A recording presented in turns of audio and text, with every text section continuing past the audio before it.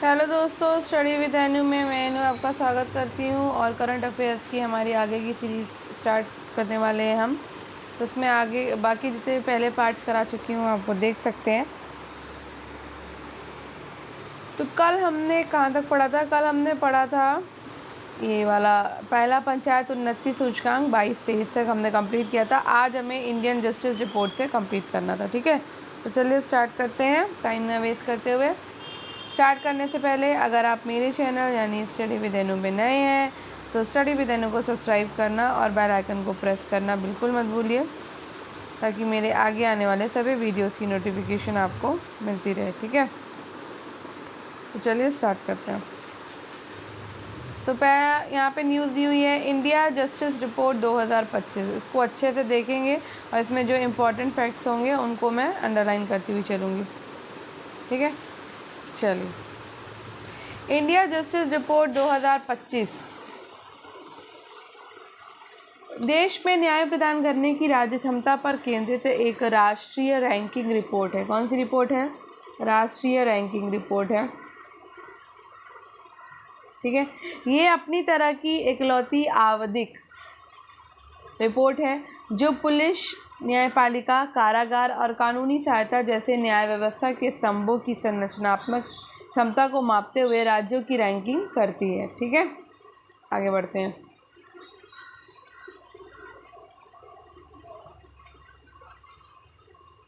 इसका चौथा संस्करण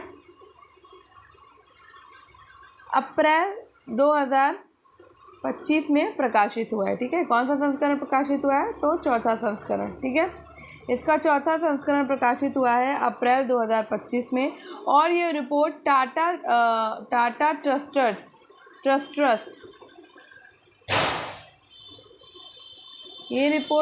ट्रस्टर्स द्वारा centre for social justice common cause commonwealth human right initiative Daksh TISS Prayas तथा Vidhi centre for legal policy जैसे 6 प्रमुख सिविल सोसाइटी विचार संस्थानों के सहयोग से तैयार की जाती है। और पहली बार ये रिपोर्ट आपकी 2019 में जो है ना वो प्रकाशित हुई थी। ठीक है,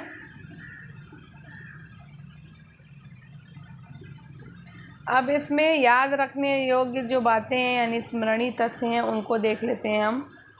तो स्मरणीय तथ्य हैं यहाँ पे LJR 2025, सॉरी LJR बोला मैंने, दिमाग आज कहीं और ही लग रहा है IJR। ठीक है, IJR 2025 4 प्रमुख स्तंभों में पुलिस, न्यायपालिका, जेल, कारागार और कानूनी सहायता की क्षमता का मूल्यांकन करती है। IJR 2025 में 25 राज्यों को ही इसलिए शामिल किया गया क्योंकि इन्हीं के पास न्याय से जुड़े सभी 4 स्तंभों के सुसंगत, पूर्ण और तुलनात्मक आंकड़े उपलब्ध थे। 8 गैर रैंक किए गए केंद्र शासित प्रदेशों UTS और 3 राज्यों जिसमें असम, मणिपुर, नागालैंड के आंकड़े भी रिपोर्ट में जानकारी हेतु प्रस्तुत किए गए, लेकिन उन्हें रैंकिंग में शामिल नहीं किया गया है। ठीक है, नेक्स्ट, बड़े राज्यों में कर्नाटक ने लगातार दूसरी बार पहला स्थान हासिल किया। IJR 2025 में पुलिस, जेल, न्यायपालिका और कानूनी सहायता की समग्र रैंकिंग में कुल 18 राज्यों में शीर्ष 5 बड़े राज्य इस प्रकार हैं। तो कर्नाटक की रैंकिंग आप देख सकते हो नंबर 1 पर है। ठीक है, और स्कोर इसका रहा है 3.78। अरे क्या हो रहा है, 3.78। ठीक है, आंध्र प्रदेश दूसरी रैंकिंग पे रहा है और इसका स्कोर रहा है 6.32। ठीक है, आगे देखते हैं। तेलंगाना आपका रहा है 3 नंबर पे। ठीक है, और इसकी रैंकिंग 6.15 यानी कि 6.15 पर। ठीक है, एक सेकंड,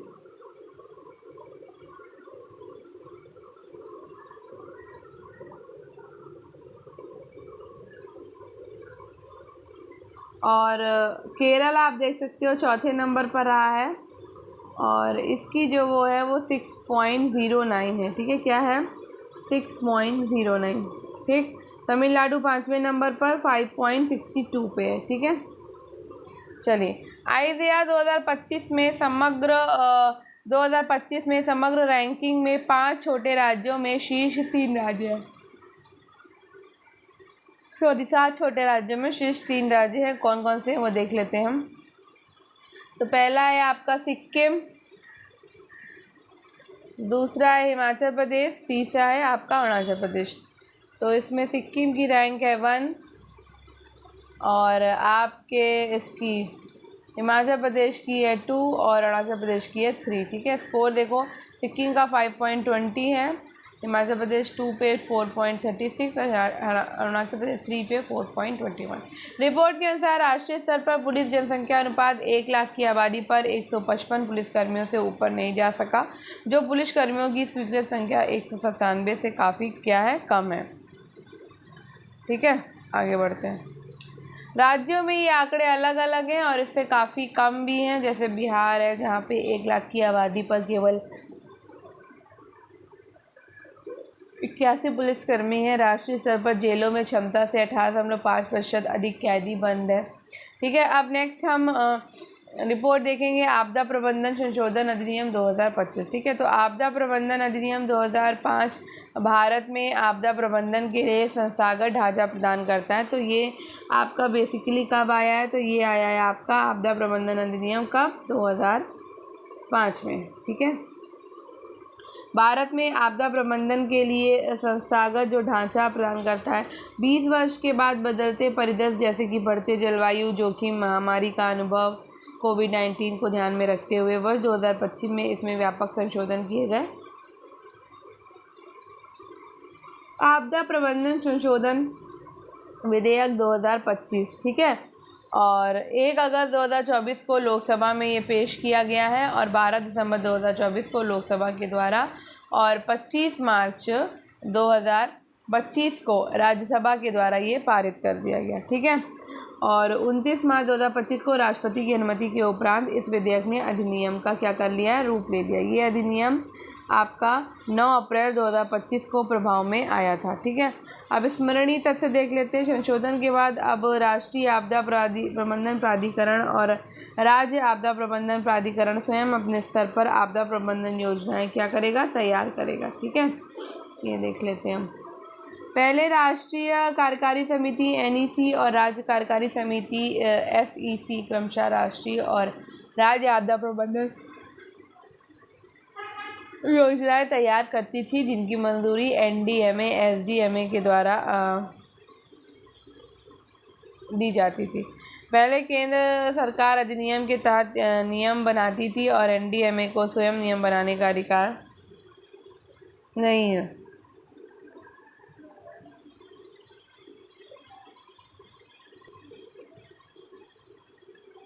संशोधित कानून के अनुसार NDMA अब केंद्र सरकार की पूर्वानुमति से अधिनियम के उद्देश्यों को पूरा करने हेतु आवश्यक विनिमय बना सकता है। ठीक है, अधिनियम की धारा 2 में कई परिभाषाएं अद्यतन की गई हैं, जैसे कि आपका आपदा प्रबंधन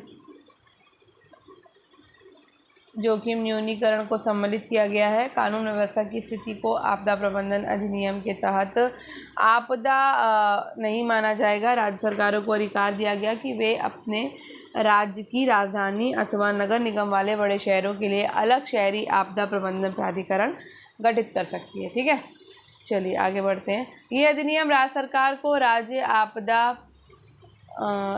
आपदा प्रतिक्रिया पर गठित करने का अधिकार देता है। ये अधिनियम मौजूदा निकायों जैसे कि राष्ट्रीय संकट प्रबंधन समिति और उच्च स्तरीय समिति को वैधानिक दर्जा प्रदान करता है। ठीक है, अब नेक्स्ट न्यूज़ है हमारी अप्रवास और विदेशियों विषयक अधिनियम 2025 की। ठीक है, तो अप्रवास और विदेशियों विषयक विधेयक जो है वो आपका 2025 में आया। 11 मार्च 2025 को लोकसभा में ये पेश किया गया और 27 मार्च 2025 को लोकसभा के द्वारा तथा 2 अप्रैल 2025 को राज्यसभा के द्वारा पारित कर लिया गया।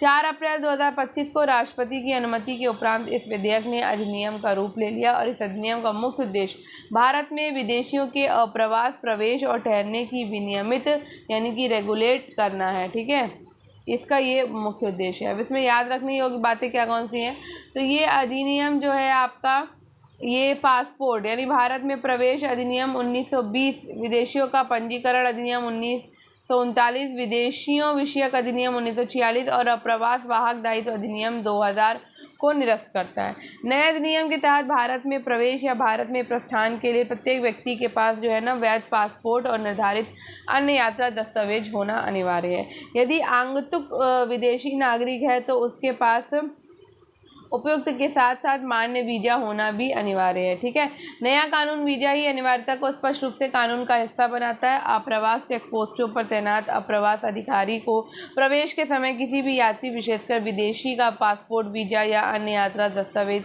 जांचने का पूरा अधिकार होगा। अधिनियम के अनुसार केंद्र सरकार को यह अधिकार होगा कि वो भारत में प्रवेश और भारत से बाहर जाने वाली नामित अप्रवास चौकियों को अधिसूचित कर सके। धारा 6 में प्रावधान है कि प्रत्येक विदेशी जो भारत आता है उसे आगमन पर नियत प्राधिकारी यानी कि पंजीकरण अधिकारी के पास अपने को क्या कराना होता है, पंजीकृत कराना होता है। ठीक है, इस अधिनियम में वैध पासपोर्ट और अन्य यात्रा दस्तावेजों के बिना प्रवेश करने वाले विदेशियों को 5 वर्ष का कारावास और 5 लाख रुपए तक का जुर्माना जो है ना दोनों का प्रावधान है यहाँ पर। ठीक है, आगे बढ़ते हैं। जाली फर्जी पासपोर्ट वीज़ा के उपयोग या आपूर्तिकर्ता को न्यूनतम जो है आपको 2 साल और अधिकतम आपको 7 वर्ष की कैद और 1 लाख से 10 लाख तक का क्या मिलेगा, जुर्माना होगा। ठीक है, अब बात करते हैं तमिलनाडु सरकार बनाम तमिलनाडु राज्यपाल सर्वोच्च न्यायालय के निर्णय को। समानता राज्यपाल को राज्य मंत्रिपरिषद की सलाह पर कार्य करना अनिवार्य है अनुच्छेद 163 के अनुसार, सिवाय उन दुर्लभ मामलों के जहां संविधान उन्हें स्वतंत्र निर्णय का अधिकार देता है। राज्यपाल का पद एक संवैधानिक सेतु की तरह है, उन्हें मित्र, दार्शनिक और मार्गदर्शक की भूमिका क्या करनी चाहिए, निभानी चाहिए। ठीक है, आगे बढ़ते हैं। ना कि राजनीतिक गतिरोध का कारण बनना चाहिए। तमिलनाडु में ऐसा ही एक विवाद जब गहराया जब राज्यपाल RN रवि ने राज्य विधानसभा के द्वारा पारित कई महत्वपूर्ण विधेयकों को स्वीकृति देने से या तो इनकार कर दिया या उनको लंबे समय तक लंबित रखा। राज्य की द्रविड़ मुनेत्र कड़गम सरकार ने आरोप लगाया कि राज्यपाल ने जानबूझकर संवैधानिक प्रावधानों की अवहेलना की और निर्वाचित विधायिका के निर्णयों को अनिश्चित काल तक रोके रखने का प्रयास किया। अंततः तमिलनाडु सरकार बनाम तमिलनाडु के राज्यपाल और मामले से ये विवाद सर्वोच्च न्यायालय तक पहुंचा, जहां 8 अप्रैल 2025 को सुप्रीम कोर्ट ने ऐतिहासिक निर्णय देते हुए राज्यपाल अधिकार सीमा को स्पष्ट कर दिया। अब स्मरणीय तथ्य में मुख्य तिथियां देख लेते हैं। जनवरी 2020 से 2023 के बीच में तमिलनाडु विधानसभा ने 12 विधेयक पारित करके राज्यपाल को भेजे हैं। ये विधेयक जो है वो 13 जनवरी 2020 से 28 अप्रैल 2023 के बीच राज्यपाल को प्रेषित हुए, लेकिन उस पर कोई निर्णायक कार्रवाई नहीं हुई है। इनमें से कई विश्वविद्यालयों के कुलपति नियुक्ति संबंधी राज्यपाल के अधिकार से संबंधित थे। 18 नवंबर 2021 को वर्तमान राज्यपाल ने कार्यभार संभाला, लेकिन अक्टूबर 2023 तक किसी विधेयक पर कोई निर्णय जो है वो नहीं लिया गया। 21 अक्टूबर 2023 को राज्यपाल RN रवि की निष्क्रियता से असंतुष्ट होकर तमिलनाडु सरकार ने सर्वोच्च न्यायालय में एक रिट यानी कि याचिका जो है वो दायर कर दी। ठीक है, दायर करी और 10 नवंबर 2023 को सर्वोच्च न्यायालय ने प्रतिवादियों और यथा गृह मंत्रालय, महान्यायवादी और उनकी अनुपस्थिति में सॉलिसिटर जनरल को नोटिस भेजा। 13 नवंबर 2023 को राज्यपाल ने 10 लंबित विधेयकों पर अपनी स्वीकृति रोकने की घोषणा करी और 2 विधेयक राष्ट्रपति को भेज दिए। ठीक है, 18 नवंबर 2023 को राज्य विधानसभा ने विशेष सत्र बुलाकर रोकी गई स्वीकृति वाले 10 विधेयकों को फिर से पारित किया और राज्यपाल को पुनः स्वीकृति हेतु क्या किया, भेजा। ठीक है, अब अनुच्छेद 200 के प्रथम प्रावधान के अनुसार यदि विधेयक पुनः पारित होकर आए तो राज्यपाल उस पर स्वीकृति देने से इनकार नहीं कर सकते थे। ठीक है, लेकिन 28 नवंबर 2023 को राज्यपाल ने इन दोबारा पारित विधेयकों को राष्ट्रपति के विचारार्थ आरक्षित करने का निर्णय क्या किया, ले लिया। ठीक है, अब 11 दिसंबर 2023 को राज्य सरकार ने याचिका में संशोधन करके राष्ट्रपति को भेजे जाने के विचाराधीन निर्णय को चुनौती दी।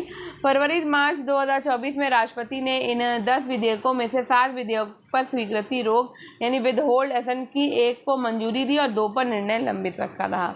अब सर्वोच्च न्यायालय का निर्णय क्या है? तो विस्तृत सुनवाई के उपरांत 10 फरवरी 2025 को न्यायमूर्ति JB पारदीवाला, न्यायमूर्ति RR महादेवन की पीठ ने निर्णय सुरक्षित रखा और इस दौरान न्यायालय ने गंभीर प्रश्न उठाए।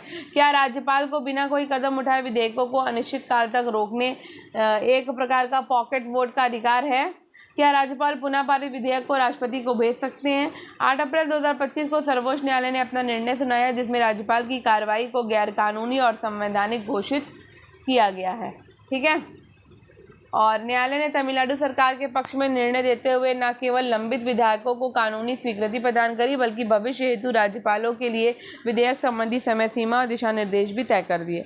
न्यायालय ने सर्वप्रथम ये घोषित किया कि तमिलनाडु के राज्यपाल के द्वारा 10 विधेयकों को दूसरी बार विधानसभा से पारित होने के बावजूद राष्ट्रपति के विचारार्थ भेजना संविधान के अनुच्छेद 200 का उल्लंघन था और ये कदम विधि विरुद्ध व त्रुटिपूर्ण था। ठीक है, असाधारण उपाय करते हुए सुप्रीम कोर्ट ने अनुच्छेद 142 के अंतर्गत अपने पूर्ण न्याय के अधिकार का प्रयोग किया। न्यायालय ने स्पष्ट किया कि ये सभी विधेयक उसी तिथि से अधिनियमित माने जाएंगे जिस दिन वे विधानसभा के द्वारा पुनर्विचार के बाद राज्यपाल को प्रस्तुत किए गए थे, यानी 18 नवंबर 2023 को। ठीक है, सुप्रीम कोर्ट ने पहली बार विस्तृत समय सीमा तय की कि राज्यपाल कितने समय में विधेयकों पर अपना निर्णय ले। न्यायालय के द्वारा निर्धारित मुख्य समय सीमाएं निम्नलिखित है। यदि मंत्रिपरिषद की सलाह विधेयक पर अनुमति को रोकने हेतु है या राष्ट्रपति के विचार के लिए आरक्षित करने हेतु, तो ऐसी सलाह पे भी राज्यपाल 1 माह में कदम उठाएंगे। यदि राज्यपाल राज्य सरकार की सलाह के विपरीत किसी विधेयक पर स्वीकृति देने से इनकार करते हैं, यानी विधेयक अस्वीकार करना चाहते हैं, तो उन्हें उस विधेयक को अपनी आपत्तियों कारणों का संदेश संलग्न करके अधिकतम 3 महीनों के भीतर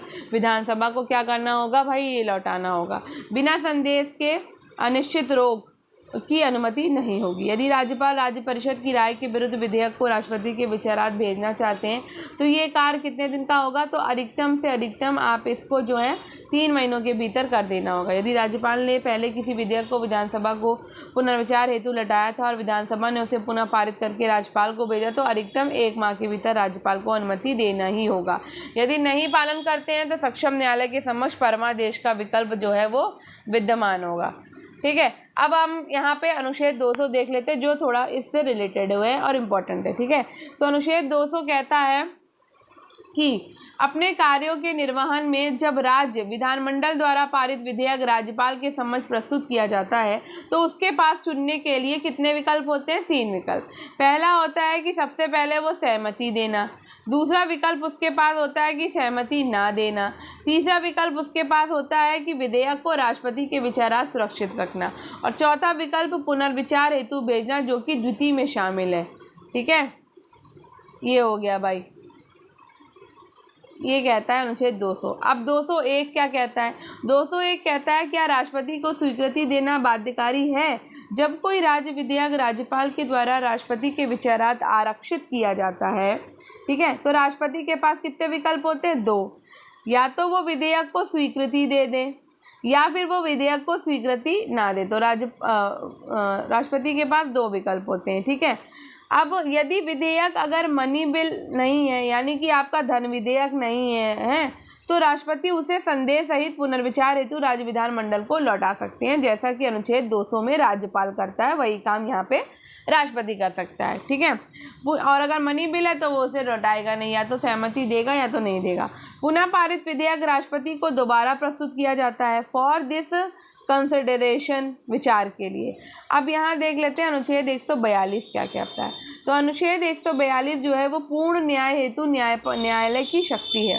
यह अनुच्छेद भारत के सर्वोच्च न्यायालय को एक विशेष अधिकार जो है वो प्रदान करता है। इसके अनुसार सुप्रीम कोर्ट किसी वाद में पूर्ण न्याय करने के लिए आवश्यक कोई भी आदेश या डिक्री प्राप्त कर सकता है। तो ये पूरा मामला था। ठीक है, अब हम बॉयलर अधिनियम जो है वो 2025 कल वाले टॉपिक में पढ़ेंगे, क्योंकि मैं नहीं चाहती हूँ कि वीडियो बहुत ज़्यादा बड़ा हो जाए और आप बोर हो जाओ। तो आज के इसमें हमने सिर्फ 2 न्यूज़ पढ़ी, थोड़ा मैंने स्लो डाउन किया था। या आप कहो तो ये तीसरी वाली भी 20 मिनट में मैं ख़त्म कर देती हूँ, मुश्किल से 2 मिनट लगेंगे। ठीक है, तो चलिए फटाफट से पढ़ लेते हैं, फिर उसके बाद हम वाइंड अप कर देंगे। बॉयलर अधिनियम 2025। तो बॉयलर एक ऐसा उपकरण है जिसमें दबाव की सहायता से जो है भाप उत्पन्न की जाती है। ठीक है, तो भारत में वर्ष 2024 तक लगभग 40 लाख स्टीम बॉयलर संचालित हो रहे हैं।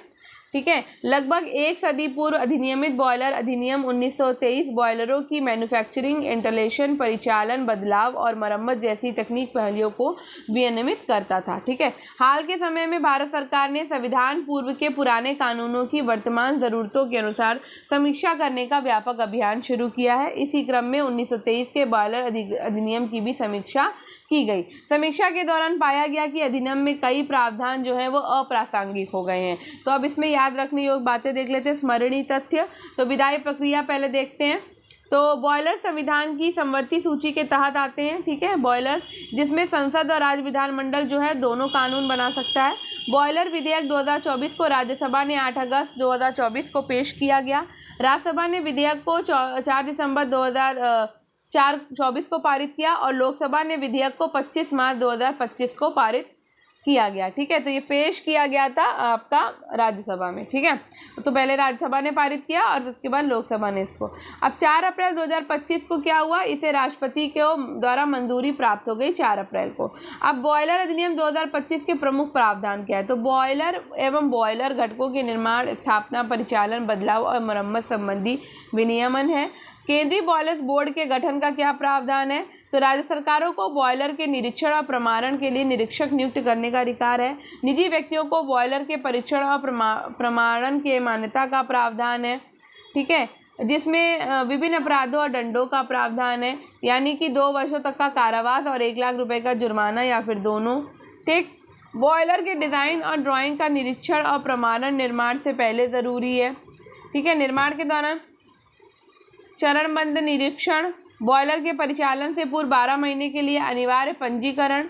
ये अधिनियम 25 लीटर से कम क्षमता वाले, 1 kg/cm² से कम दबाव वाले और 100 डिग्री सेल्सियस से कम तापमान पर गर्म करने वाले बॉयलरों पर लागू नहीं होता है। ठीक है, तो अब यहाँ से हम कल पढ़ेंगे भारत के सामाजिक सुरक्षा डाटा और पूलिंग अभ्यास का प्रथम चरण। ये हम अपना कल के टॉपिक में कवर करने वाले। ठीक है, तो आई होप आपको आज का ये वीडियो पसंद आया होगा। तो अगर आपको आज का ये वीडियो पसंद आया है तो स्टडी विद अनु को सब्सक्राइब करना, स्टडी विद अनु को लाइक करना, स्टडी विद अनु को शेयर करना बिल्कुल मत भूलिए और बेल आइकन को प्रेस कर लीजिए ताकि मेरे आगे आने वाले सभी वीडियोस की नोटिफिकेशन आपको मिलती रहे। ठीक है, तो करंट पढ़ते जाइए। करंट आपका पेट में भी आएगा, करंट आपका यूपीपीसीएस में भी आएगा, करंट आपका एलटी ग्रेड पे भी आएगा। ठीक है, धन्यवाद, मिलते हैं कल, अपने आगे के चैप्टर को कंप्लीट करेंगे। ठीक है, धन्यवाद, आपका दिन शुभ हो।